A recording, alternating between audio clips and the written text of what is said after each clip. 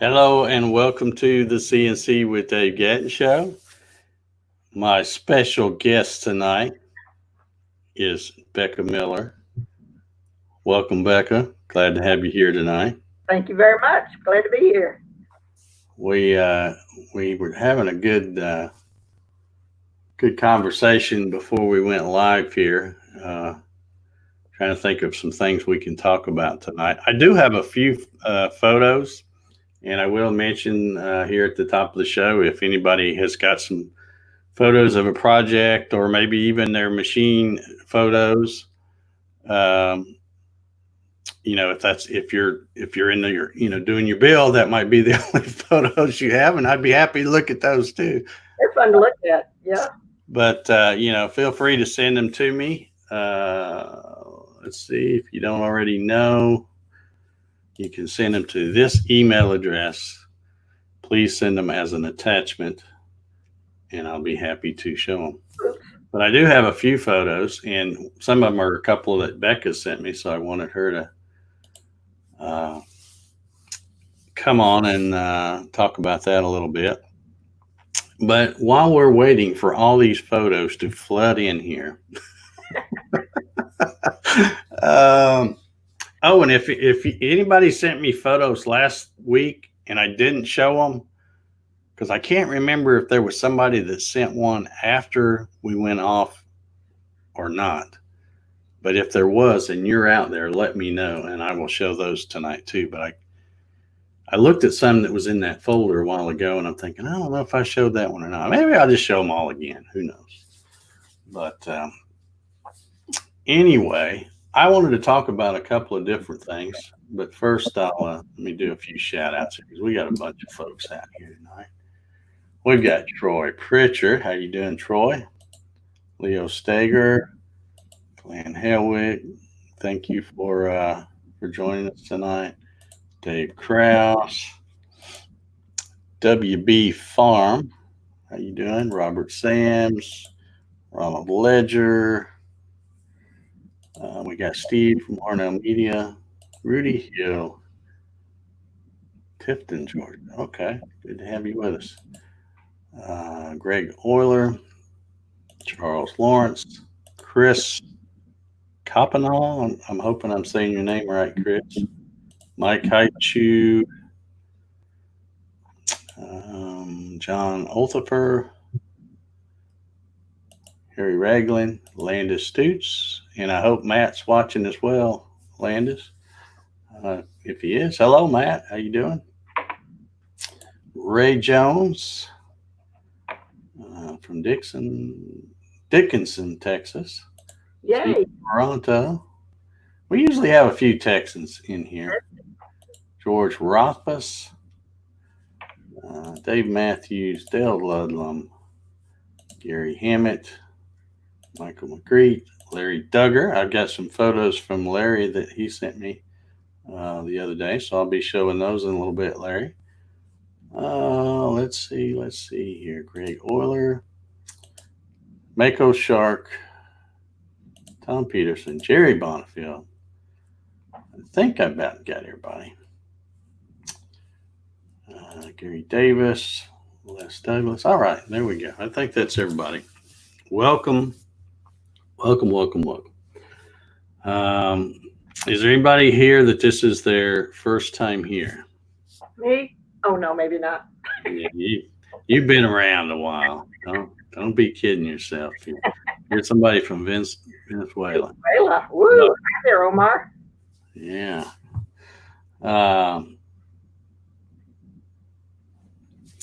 Okay. Well, he says Matt's watching now. Awesome. Good to see you, Matt.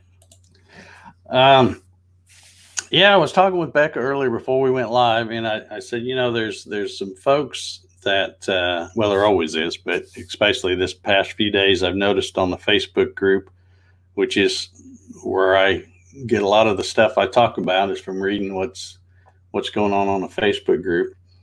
But a lot of people that are just getting started with their build, or maybe they've been building it for a little bit.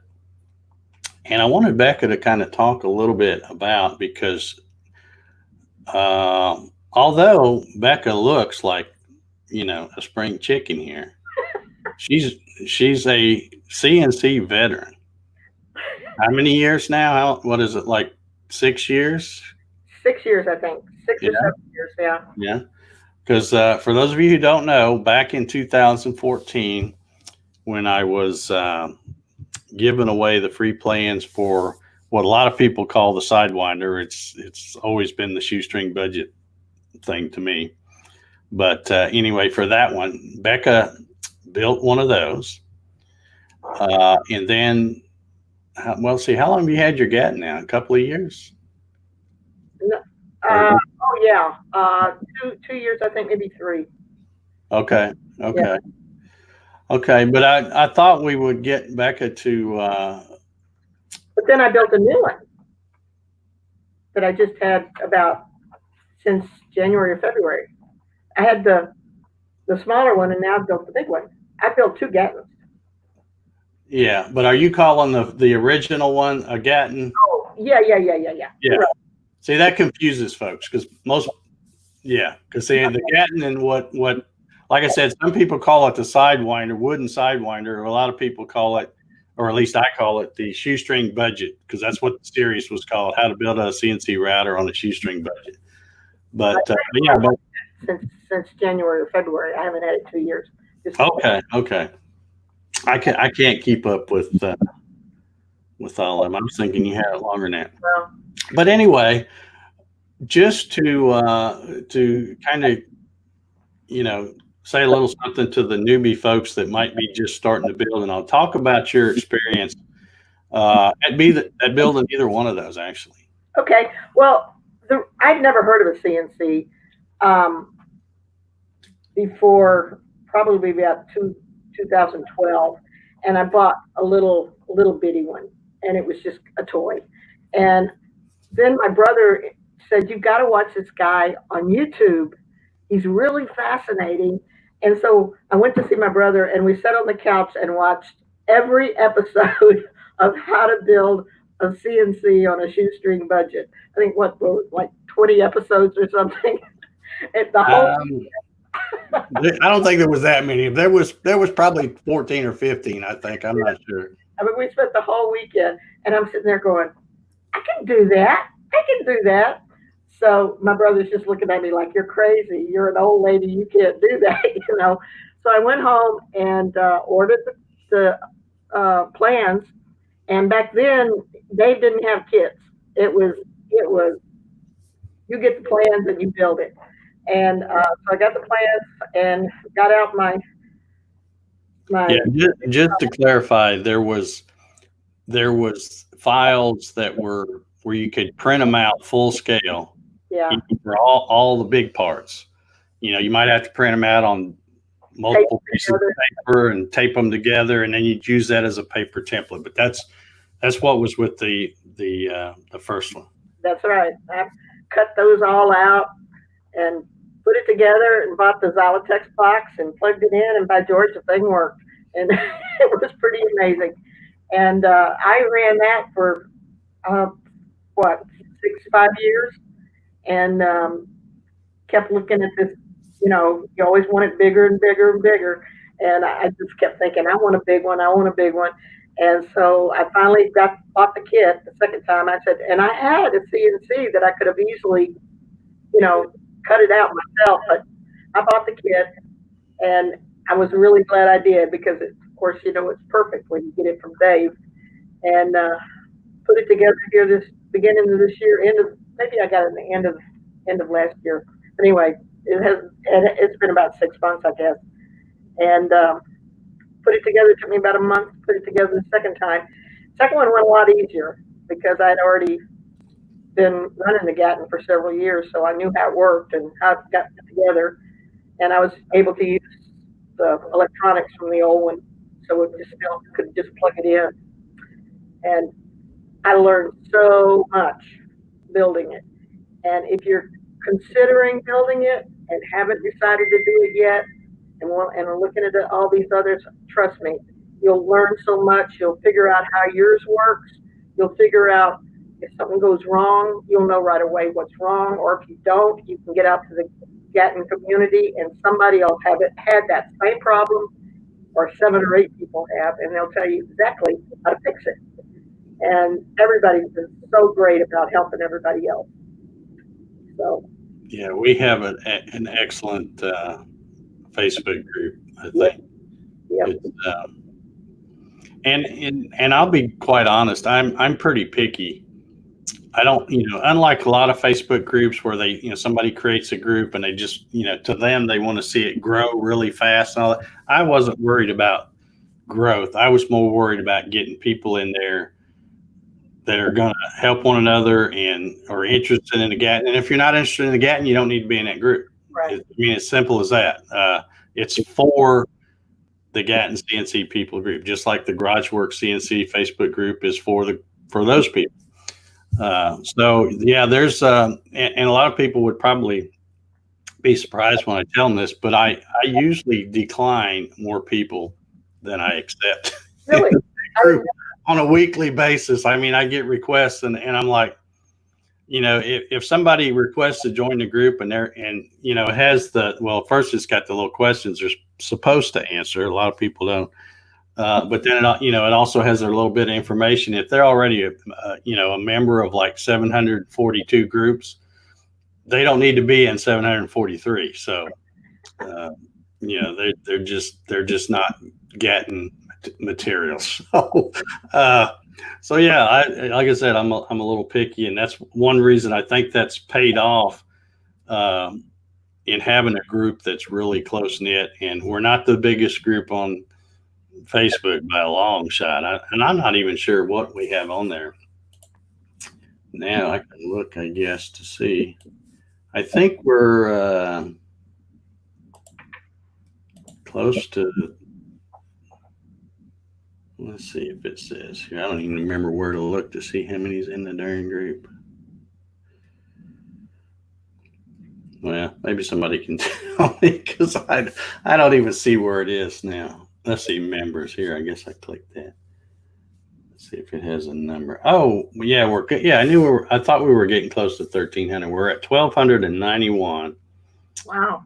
But that's I think I started that group in 2016, I think, something like that.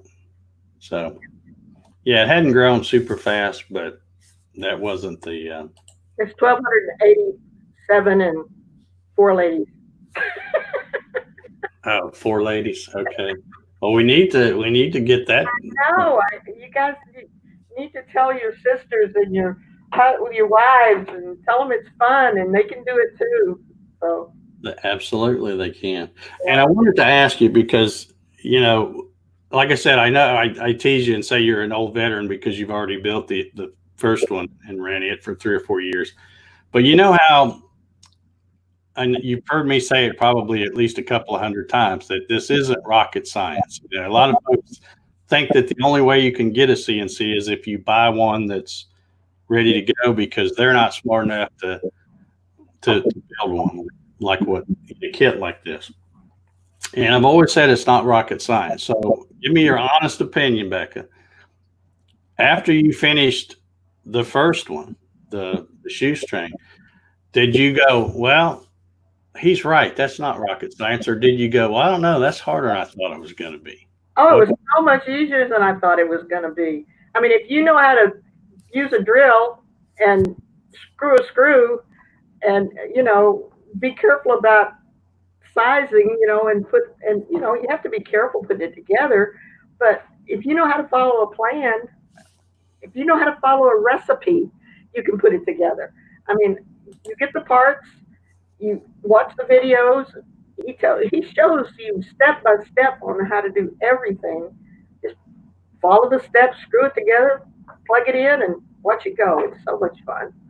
Okay, well, now since you said that about the first one, then I'm sure the second one was even better, the Gatton CNC. It's a better design. There's several things about it I like better, and it's easier to put together actually. That first one had that gantry that had like 433 screws in it that you had to line up, and you had to get the thing lined up properly and screw each one in and get it. Now you build a box now, and that's so much easier. And the Z box is a better design with the screw inside it instead of hanging on out on the outside. I like it. I like that a lot. Yeah. So. Yeah, I actually built a machine that was kind of a hybrid. And I don't know, I think I've probably shown pictures of it, but it was basically the older design, only I made it wider. And then that's when I also decided I was going to change that Z box. I thought, well, I'll try it out on this one that way, because I was pretty sure it was going to work well. Mhm. And the only thing is, I probably should have put a hole where you could get to the lead screw, but to me, it's not a big deal. You can either raise it all the way up or all the way down and be able to shoot a little grease or whatever you need on the lead screw. Yeah. I've noticed since then that some people will put a hole right in the center up above where their spindle or router is so that they can see the lead screw.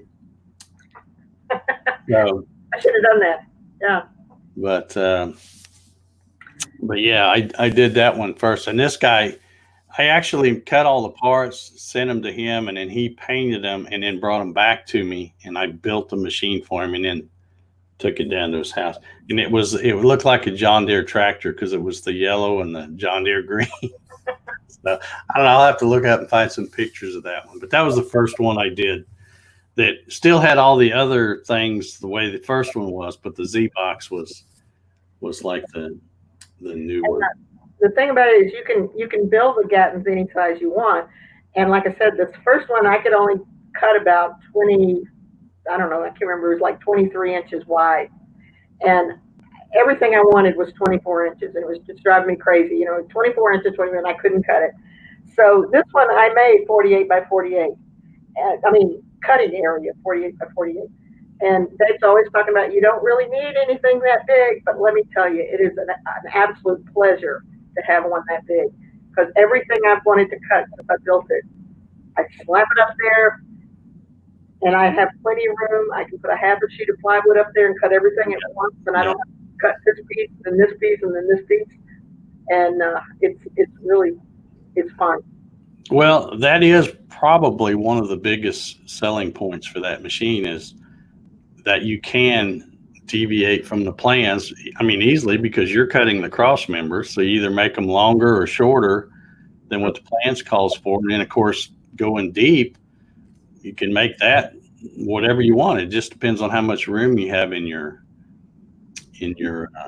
shop for that. So that's one of the big selling points for that machine, I think. But what's interesting is a lot of times when I'm watching these little 15 or 20-second video clips of people showing their machine, and you you see this huge machine, but you see the spoil board that's all messed up, but it's only like the 2 foot by 2 foot left-hand corner. The other part way out on the back 40 there is like pristine, never been touched with a router bit. So yeah. I always get a kick out of that, is seeing the ones that build them really big and then never cut anything big. But their kit, they can build it however big or however small they want.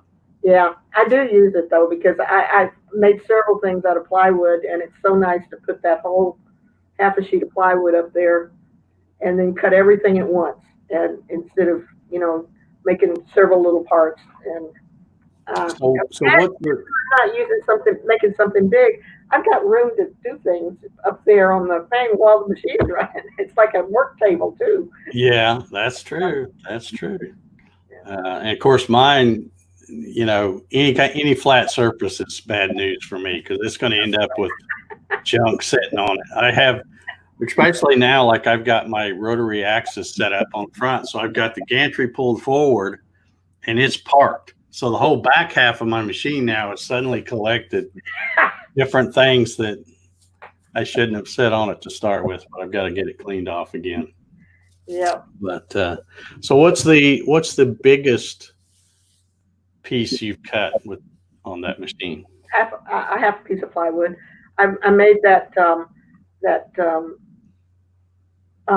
that I have my monitor on, my computer on, and on, and it stands about, I don't know, 4 feet tall, and it took 3 sheets of plywood, I believe, so 6 halves of plywood, and it took me about, probably took 2 hours to cut them all out, and it took me another hour to put it together. So in half a day, I had that whole thing put together, and I've used a half a sheet several times to make some different things I've made. Yeah, see, Michael Chipser. I didn't even mention his name, and he's already feeling guilty. But he's one that built pretty good size, I think. But I mean, that's okay if you got the room and you don't. I just wonder how many people though have built them super big and then go, well, I never cut anything bigger than this. I wish I had that shop space back, because they do have a big footprint. When you're talking being able to cut 48 by 48, that means it's at least 5 by 6 or so. Yeah. So I'm just fortunate to have a big area in my garage that's available to. Yeah. And if you got plenty of room, why not? I have a shop besides my CNC is not in my shop. My shop's out behind the house, but the CNC's in my garage. So. Yeah. That's which is a bit of a problem too, because when I want to cut something on my table saw, I have to take it out there, cut it, and bring it back in. But that's okay. Yeah. Well, I did a video a while back. I can't even remember what it was, but I was just cutting simple rectangle pieces, and I was using the CNC. I was actually using the Avid, I think. And of course, the trolls are going to comment and say, well, yeah, you could have done it a lot faster on a table saw. And I'm like, yeah, but it's freaking raining and my table saw's in the back. Yeah. So, it doesn't, and he was acting like it was going to take me a long time to write the code for a rectangle, and I'm like, nah, I don't think so. It was still quicker to do it on the CNC. Plus, I didn't get wet and get this material wet. So that's like that thing I built this week that I sent you a picture of. We'll talk about in a little while, but it's basically, the top and the bottoms are just squares. And I thought, well, I'll just cut down the table saw. But then I thought, I'm going to put screws in here, and I'm going to drill the screws holes so that they're all perfectly spaced. And I've done that so many times. And it's so pretty now because the screws are all exactly perfect. And so I go ahead and cut it out on the table saw. And on the CNC. And the thing I look at too is if you're throwing the piece up there and you've got it clamped to your table and you're cutting out other parts that need to be on the CNC, why undo it and take it somewhere? It's already there. That's right. It doesn't take that long to program it. Perfect. Yeah. And if you're making, now if you were making 40 of them, it would be quicker to do it on the table saw. But if you're just making one of something and it's already on the table, that's right. It's easier and faster to do it that way. But yeah, we're going to be looking at those pictures here in just a little bit. I have a question here. He says, do you get wobble in the lead screws on your Gatton? Not that I've noticed. It might wobble a little bit, but it doesn't wobble to make any difference. Yeah. And a lot of people will ask about that. They'll take, like I said, they'll put those little 10-second videos on Facebook and go, is this going to be a problem? And I can tell you that there is no such thing as a perfect lead screw coming from a master car or anywhere else for that matter. When you're talking about a 1/2-inch diameter lead screw, the best thing to do is, of course, by the time you get to the lead screws, if you're doing it in the proper order, some people order everything at once, but I always wait and order it as I need it. But by the time you get to the lead screws, that's like that, and the stepper motors is the last thing you're going to put on. So you've already got your table built, and it should be reasonably flat. So, if you set them on that table, the best thing to do is because you're going to have probably 3, maybe 4, depending on how big you're making this thing, set them on that table and roll them. And the one that wobbles the least, that's the one you want to use for the longest axis, which is probably going to be the X. If you've got some that wobble a little more than the others, and when I say wobble, it's because they're not perfectly straight. They get, they're long, and even when they hang them in the rack, they'll sag. And if they've been in the rack a long time, they'll have a little bow to them or whatever. But anyway, so if you've got some that are worse, if you got one that's really bad and you go, well, when I roll it, that last 2 feet sticks up an inch off the table. Well, that's what you want to use to cut your Z with, because it won't make that much difference because it's so short. So, you definitely want to get the best one of the bunch and use that for your X-axis, because that's the one you're going to be standing in front of your machine watching. So if it's wobbling, and mine wobbles, but I know mine probably wobbles because I always park mine at the back of the machine and to the right. A lot of people will say, well, I'm going to park it in the middle so that lead screw is supported and it's supported on each end and it won't sag. I don't worry about it because it doesn't affect the, it doesn't affect anything. It just looks funny when you're watching it wobble. There is the way those Acme nuts are designed. They're designed for a certain amount of misalignment. So, which is one reason why I like those lead screws. I figure it's going to be steady once it goes through that Acme.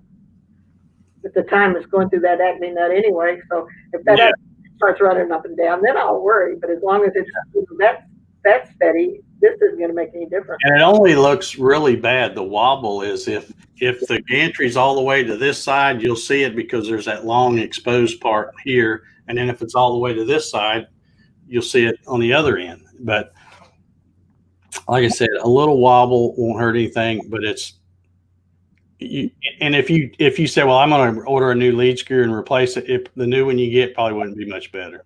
Yeah. That's just the fact of life that you're not going to find a straight one with, and if you start getting up into bigger lead screws that are, 1.5 inches, 2 inches diameter, yeah, you might get a straight one then, but a 1/2 inch diameter, 6 foot long, it's not going to be perfectly flat.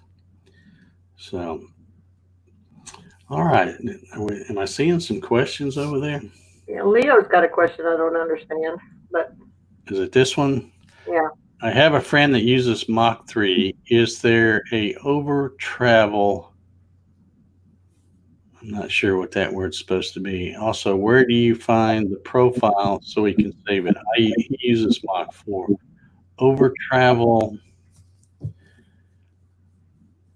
I'm not sure what he's trying to spell there.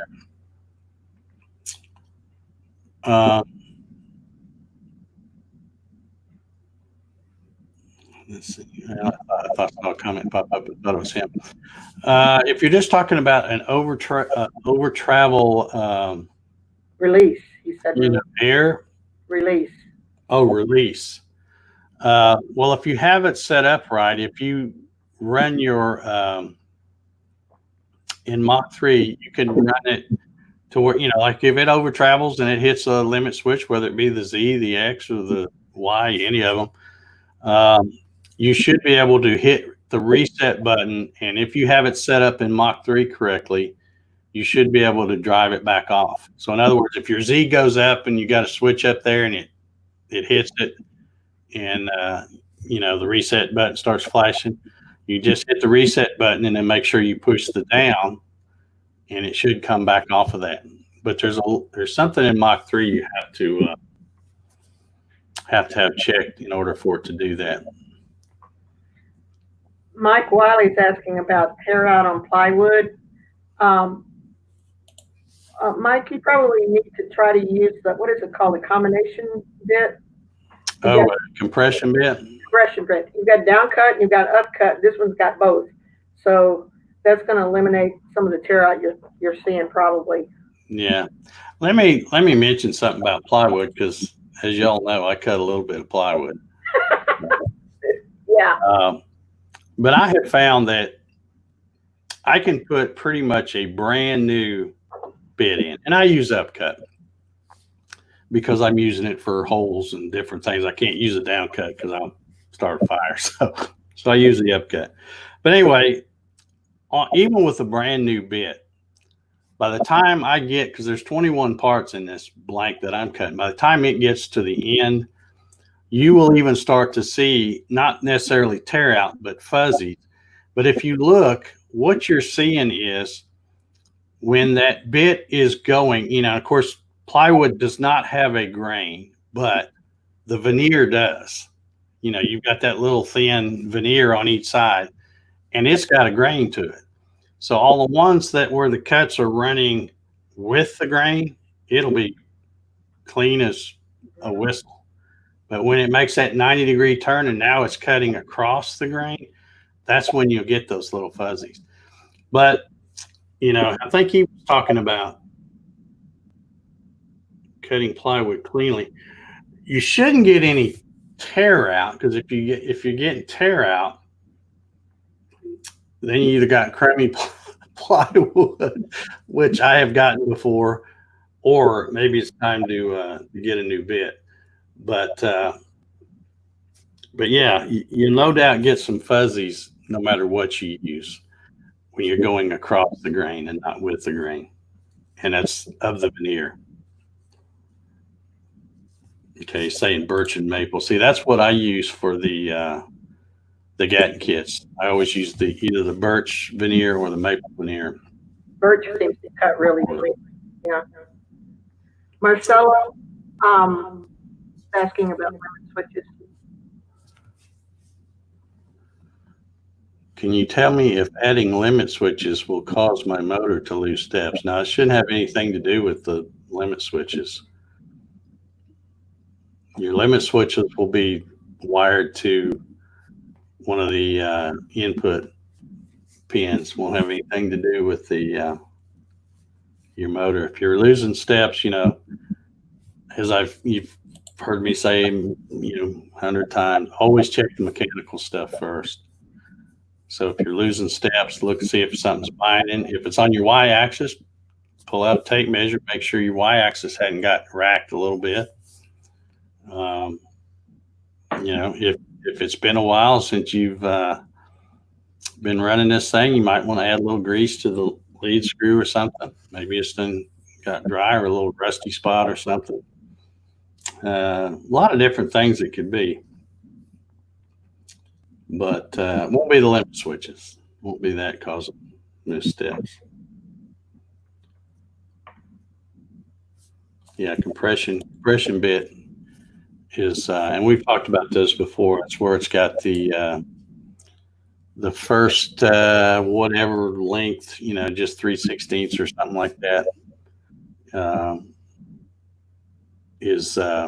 You need to go that far down so that you get to where you're into the down cut part on that first pass.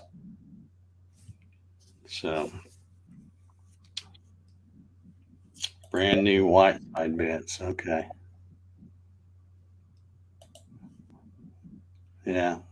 I don't know if it's tear out, and is it a good quality grade of plywood?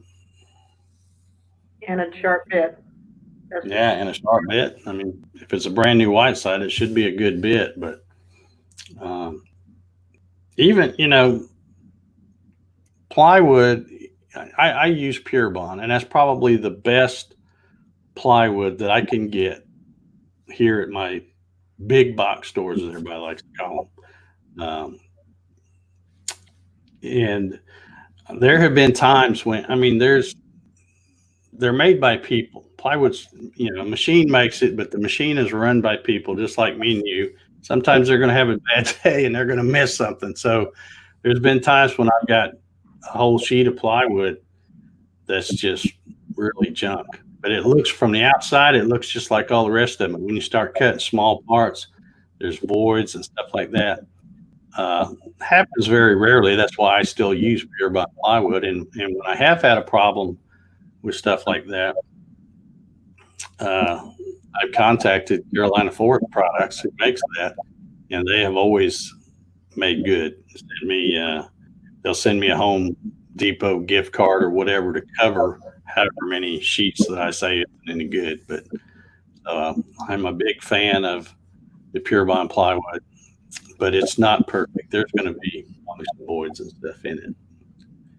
And hopefully when you find them, you don't find them in one of the big parts, because I have to swap out a lot of parts. If you ever get a kit from me and one part looks a little different than the rest of them, it's probably because maybe I was cutting your kit out of maple and one part had a void that,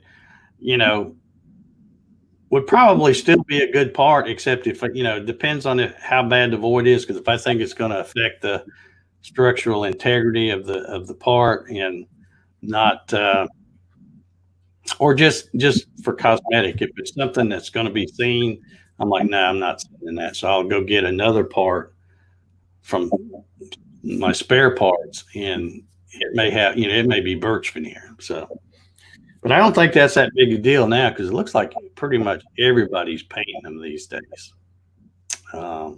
Did you paint yours, Becca? Yes, I did. My new one. I didn't paint my old one, but yeah, maroon, Aggie colors. Aggie colors. That's right. Yeah. Okay. Yeah. Let's see. Here he says Pure Bond laser cuts nice. Yeah.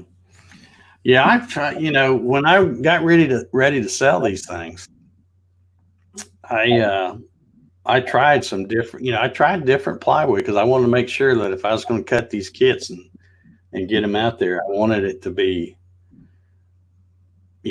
something good. And Pure Bond I found was the best that I could get on a regular basis. And it's always there. I go over there, it's Home Depot, so they're always going to have some. And they also have it in oak, but I just don't like the oak. So I always use the maple or the birch, whichever one they have on the shelf where I can reach it, because you know how it is, you can't get help at those places. So this old guy has to be able to lift it himself and put it on the cart. So, all right, Becca. Well, I don't see any other questions, and let's go and show some pictures. We've been here about 40 minutes. I think we're doing pretty good on time. So I've got a couple of pictures queued up here. The first ones were sent to me by Larry Duggar. Have you met Larry Duggar? You have not met him, I don't think. I have met Larry. Seen him a couple of different times at woodworking shows here in Atlanta. I've also seen him at, I think he was at the Klingspor Extravaganza. And if I'm not mistaken, he came to the meetup that we had at Melinda's shop. I've seen Larry several times, and he's just an all-around good dude, I'm telling you. So here it is. This is one of the pictures that Larry sent me. And I've got a email here, and I'll read along with it here. It says, Dave, here's a couple of show and tells. Round monogram is 1/2-inch ply, primed with Zinsser. I'm not sure. That must be a brand of primer, I guess. Finished with rattle can white. Rattle can. Good old rattle can white. So there it is. And it looks fantastic. It looks fantastic. Did a great job on that, Larry. And now let me see if I can find the other curves on it. I've got to be really hard to keep from breaking off. That's a good job. Yeah, because there is some pretty right there. Tiny stuff right there. Yeah. It's yeah, don't look like, I don't see anything missing. It looks like it's all there. Great job. It's all there. If I'd have done it, it would have broken off. Good job. I noticed. I see. You can see right here where my mouse pointer is. He's got looks like a JTEC. I'm guessing 2.8 right there on the side of his Yeah. Z-Box. That's very cool. And then the other picture he sent me was this one. Nice. Let's see what he says about this one here. He says the split letter monogram was cut on sapele, sealed, and lacquered. All done. This is his words, not mine. All done on my fabulous Gatton CNC. So, there we go. thank you, Larry. I've known Larry quite a while now, I guess, because he built, like you, I think he built one of the shoestring budget ones as well. So all around good dude, Larry Duggar. All righty, let's. I guess I got to go this way to get to yours. All right, let's start with this one. And this is what you were talking about earlier. Yeah, go ahead. Yeah, these are Harbor Freight cases. And I just had screws and nuts and bolts all over my shop, and I never could find one that I wanted when I wanted it. And my brother showed me these Harbor Freight cases. I think you can get them several different places, but Harbor Freight's the cheapest. And so really, it took me like total of about 3 hours to design it, build it, put it together, and put the boxes in there. But each one of the shelves is cut out so you can reach the handles. That was cut out on the CNC. And of course, the grooves on the side for the shelves were cut out on the CNC. And you can't see it, but up here in the top are my pretty perfectly spaced screws on the top and the bottom and the back. And I put it on rollers so I can roll it around the shop wherever I need it. And the other picture is where I put it. I built it to go ahead and put the other picture up. I don't know if I can move it. Can you? I don't think you have to. Yeah. Here's my hodgepodge miter station that I put together, and there was a void there, and so I measured it to go straight into that void, and it fit perfectly. So that was my project this week. Yeah, I like that. And I'm not being critical.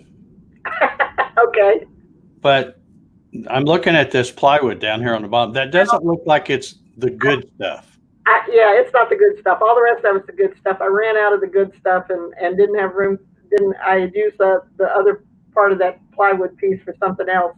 Yeah. So piece that I had laying around, and I didn't have any other good stuff left. Yeah. Now, see, like I said, I'm not being critical. I'm actually giving you a compliment, because I like when people, because I see people make shop fixtures and stuff like that, and they always use like the top-notch stuff, and I'm like, why?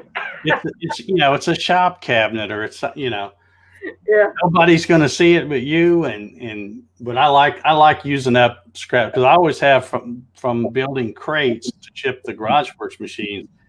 I always have a lot of scrap. Mm-hmm. Crummy plywood, what I call it, the cheap stuff. It's the exterior grade. You can definitely tell the difference. Yeah, and like that, you can't tell the difference. I can tell, because it looks different than this up here. Yeah, but it was purely out of a scrap pile. Yeah, so that's good. I like that somebody else will use some of the scrap stuff for shop projects and stuff. All right. John says, nicely done, Becca. Yay. And I noticed, I saw you post, you didn't send that picture to me, but I saw you post on Facebook that you were starting to put the screws, go through sorting all the stuff. Did I post that picture? I think I saw it on Facebook. I can look and see if I can find it, and I'll share it off of Facebook here. I can send it to you real quick if you.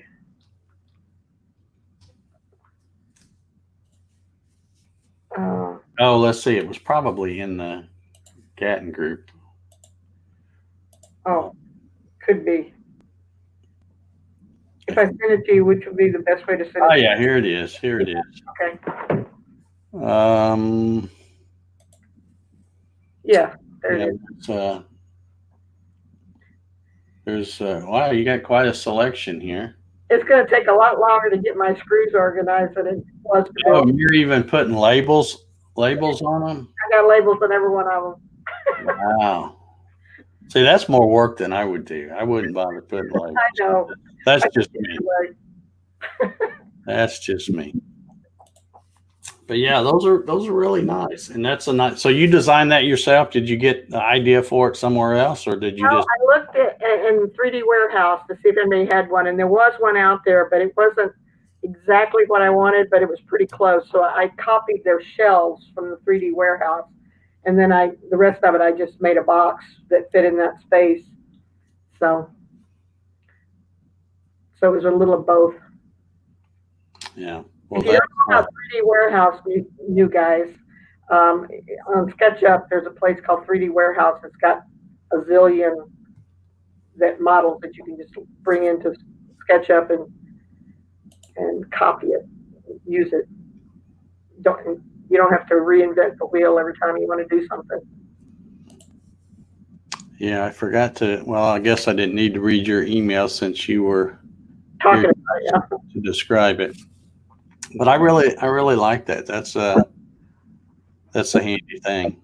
You might check with me in about a year to see how See if you're done filling it up. Yeah. Okay, I was just over here checking my email to see I don't have any other pictures. So last call for pictures if anybody wants to share them. And I don't guess I had anybody. Chipser says the best wood for projects is bamboo, but that's because he's got about 400 tons of it, I think. Yeah, he's quite the bamboo hoarder, from what I understand. So I would love to have some of it, but I don't think I could drive to Texas. He lives just down the road from me. I ought to go down there and check it out. Yeah. Okay. Ryan says he will send me one, so we will await his. We still got a few minutes left here. Let's see. George says I admire Becca's work. Thank you, George. Marcelo says nice work. Yeah. Thank you, Marcelo. Oh yeah, Michael's saying shop projects are best used with bamboo.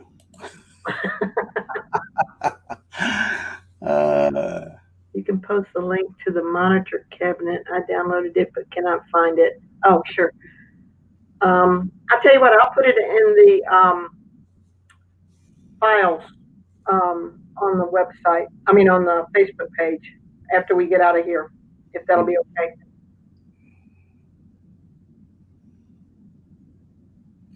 Okay, Charles here is asking me if I've decided on the Z for the Garage Works. Would like to buy one. I screwed the back plate on mine. Still functions, but interested in the new one. Yeah, it's still sitting back here. I haven't, that's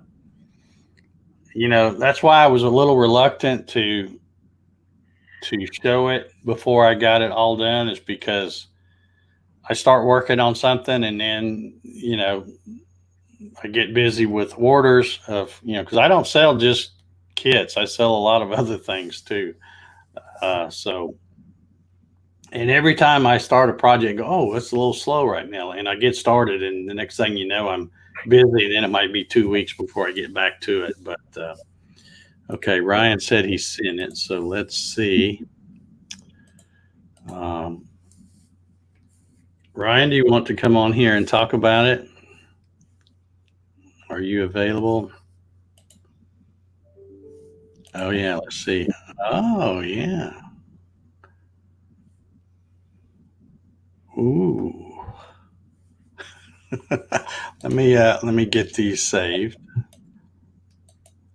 I think it will let me do this. I don't know. While you're doing that, I'm going to answer George up here. George says there's a show on how Becca uses SketchUp and the process to make a DXF file.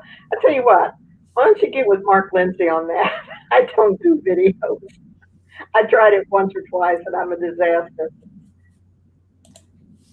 Yeah, Mark Lindsay's the he's the software guy. If you want to know anything about Vectric, anything, yeah, Cut 2D, 3D, Aspire. He might even have a video out there on it already. I don't know. I know he uses SketchUp.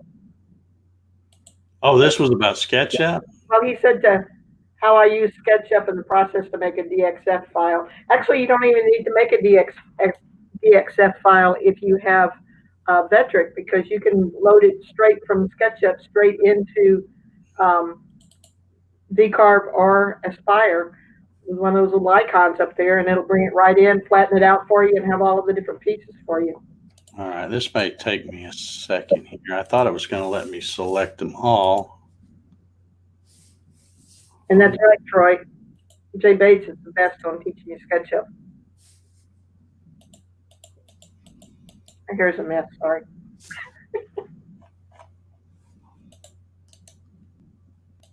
I don't know if this is going to work or not. We'll see. There's several pictures here, but it won't let me. He put them in the body of the email as opposed to the attachments, and I have to go get them one at a time. Thanks, Ryan. All right, I think I've got them. Let's see. Let's see if I got them all now. Well, what did I do here?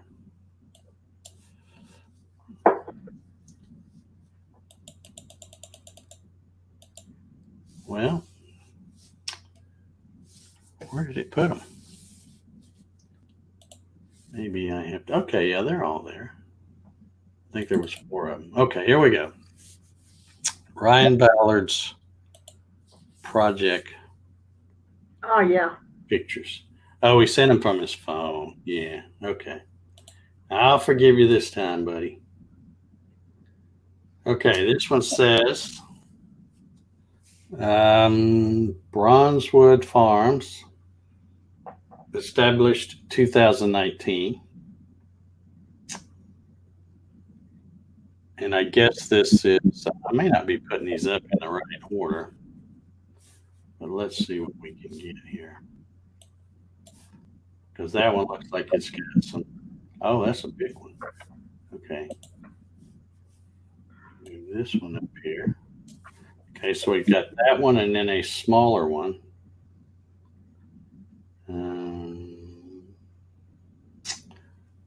Okay. Did you get the problem fixed on it, Ryan? I know that your corner got messed up on one of them when you showed it on Facebook, and I know several people gave you some suggestions. Yeah, I think it came loose as it was finishing the last cut or something on the profile, and it kind of jacked up the bottom of it.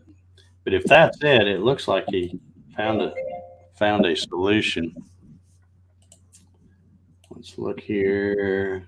You can't see where it was if it's that big one, yeah, because it was down in the corner. I'm not sure, but I think, and Ryan, correct me if. Or did you just cut the bottom off? Oh, okay. He's saying the white one is PVC. I thought maybe he painted it as a primer, but it's 36 inches wide. And I'm not sure. Ryan, correct me if I'm wrong, but I'm thinking that it was messed up right down here, and it looks like it's kind of hard to tell. Let's see if I can see it from another photo. Okay, yeah, this one might tell us. Well, if he fixed it, he did a perfect job on it. Yeah, I was going to say, I was thinking he was going to cut it off here and then put another piece on, and if that's what he did a really good job. He said he cut it the bottom off and glued a new piece on. Okay, yeah, and it looks great. Looks perfect. Yeah. Yeah. Well, I'm glad you were able to salvage that one because I know he had a lot of time involved in that one. Okay, small one is cedar, 18 inches wide. Yeah, I cut the bottom off and glued a new piece on. Yeah, looks good. Yeah. That's one beauty about wood. You can fix it. The border looks a little slim on the right.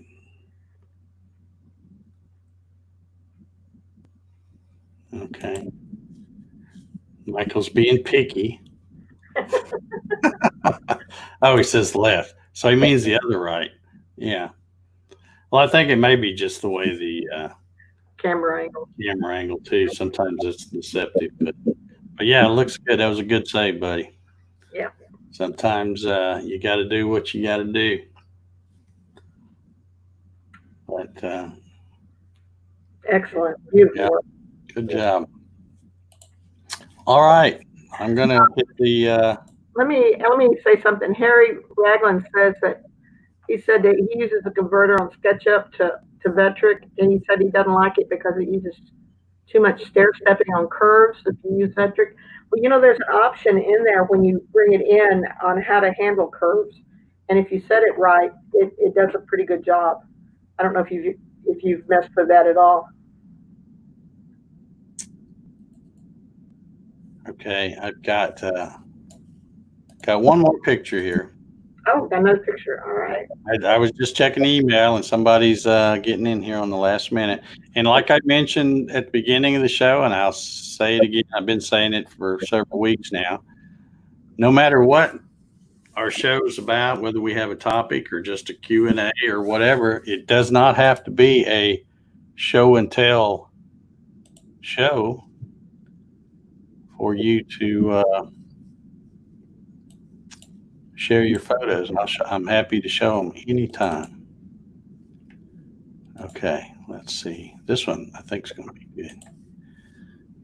I was only seeing a little tiny picture, but it looked pretty cool even looking at that. So let me get it queued up here. If I can find it. There it is. Oh, yeah. I like this one. Here we go. This is from, let's see if he said anything. No, he didn't say. This is from Gary Hammett Wood Creations. He's out there in the chat somewhere, I think. The Little Family Farm, established 2016's. That looks great. That is fantastic. I like that. Wow. Good job. And I always like the chicken signs too, because having had some backyard chickens, I was planning on getting some more this spring, and with the COVID thing, I thought, it's too much trouble. I'll hold off a while. But yeah, I love my backyard chickens. They are a lot of fun. All righty then. Let's see if Harry said he just used the defaults. I should look at the settings. Yeah, there's probably a way to kind of smooth it out a little bit. Dave Clemens says, Dave, you missed the questions on shipping times for my kits. All right, if you're asking about the Gatton CNC kits, they ship pretty fast. I had somebody order one yesterday, and I took it to the UPS store today. So, I don't claim to be Amazon, but can you hear Jack snoring? Man, he's really getting wound up back here. He's right behind me, snoring away. But yeah, the Gatton CNC kits, and even if I don't have, if I have two of them in stock and I sell two, and then you order the third one, I cut them all the time. I can have them done, and it just depends on when you order it on when it will ship. If you order, like this guy ordered his late yesterday afternoon, I think it was, and I took it to the UPS store today. So Hey, Dave, Leon Pittman, he says, I got my Gatton kit this week. What kind of feed rates can I run? Have you got it put together already? I I think we might have it there too. Talk about feed. You know, it's I was looking for that. Okay, here it is. Uh, and he might be just doing that as a joke. I don't know. But it's kind of a running joke here when people ask about feeds and speeds because it's like there's so many factors. I don't even like to try to tell people what to. I know what I can run. I know what I can run on my Gatton. I know what I can run on my Avid. I know what I can run on my GarageWorks, and none of them are the same. Um, it's the Gatton is a DIY kit, so depending on how well you built it, you should be able to run the same thing I do. But I don't know what you're cutting. I don't know if it's a bit you're using. I don't know. A lot of times I don't know what kind of machine you're talking about. So I very seldom. Here's what I always tell people: when you're going to cut something, if you haven't ever cut it before, let's say you got a piece of wood somebody gave you, and you're not even sure what it is. You can't tell. It just you don't know what it is. They didn't know what it is. Start out, use conservative settings. If you're using a 1/4 inch end mill, start out real conservative. Go a 16th deep. I mean, any machine pretty much ought to be able to do that. And then, set your feed rate conservative. Set it at 50 inches a minute or something. Because if you're using Mach 3 or UC CNC or pretty much any of them, you can speed it up on the fly. So if you start out and you're cutting a 16th deep, 50 inches a minute, and you're like, oh man, that's slow. I feel like it could go a lot faster than that. And you speed it up on the fly, and you go, okay, well now it's going plenty fast, but it's still not. It's just cutting me through it like butter. Then next time, set it deep. But the general rule of thumb that I think most people use is as far as depth of cut, and there's always exceptions, but use half of whatever the diameter of the bit is. So if you've got a 1/2 inch bit, a big old 1/2 inch bit, you should be able to go 1/4 inch deep. If you're using a 1/4 inch bit, you should be able to go an 1/8 inch deep. If you're using an 1/8 inch bit, you should be able to go at least a 16th deep. That's generally the rule of thumb. So there you go. But it's all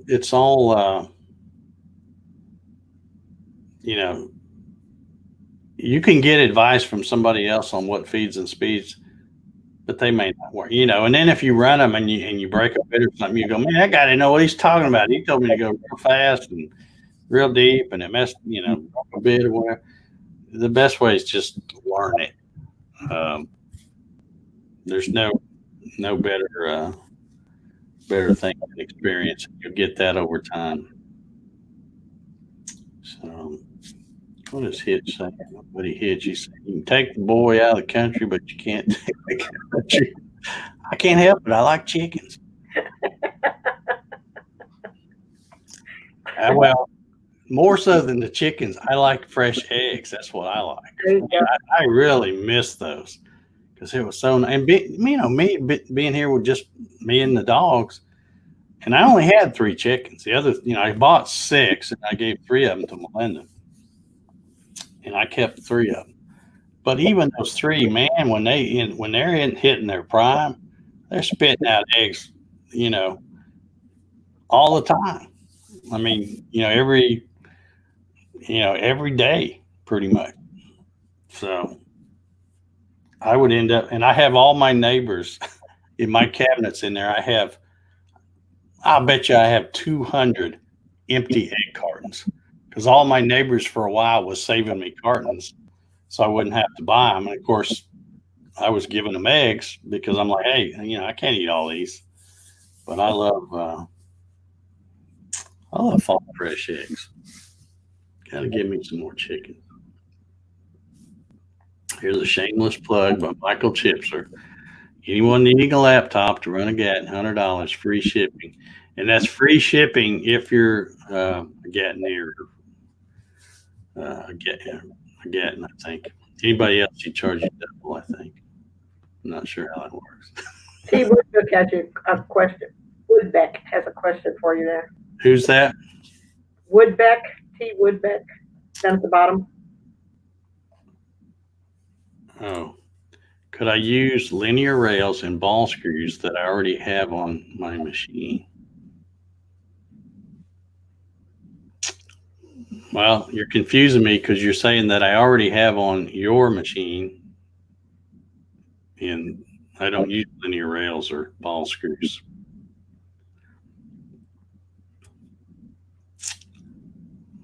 The Avid has linear rails and ball screws, but the Gatton, Asking if he's got some sitting around and he wants to know if he gets one of your kits, can he use those to build one of your kits?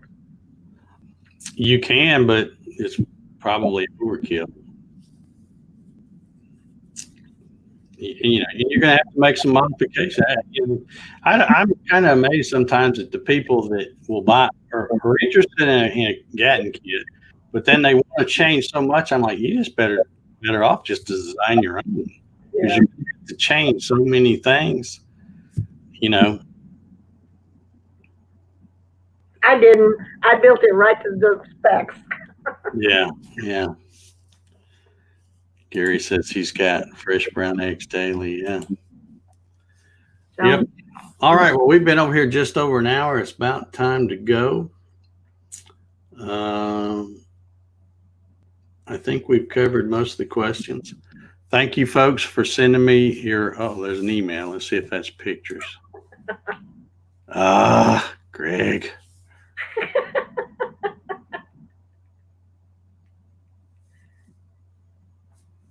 All right. Let's see how many he's got here. And he didn't send in. I'll show them next week because they're not on an attachment, and there's 2 or 3 of them. It's going to take me a minute. So yeah, we'll save those for next week then. Like I mentioned earlier, anybody that wants to send pictures of something, and even if it's just pictures of your machine, if you're proud of that machine you're building, send me pictures. We'll show them. Or especially projects. I always love seeing the projects that are made with especially if you make them with a Gatton. I love those. And a Garage Works too. So anyway, we are going to get out of here. Thank you so much, Becca, for hanging with me tonight. Since Hobby didn't show up, I don't know where he's at. I hadn't even talked to him in the last couple of days. So probably doing something with his kids. I hope he had gone back from wherever that Lakeland or wherever that place is in the middle where he's getting ready to build the house. He'd gone back to Miami, and I saw they had some rioting and stuff going on there. So I hope everything's okay there. Anyway, crazy times. Yeah.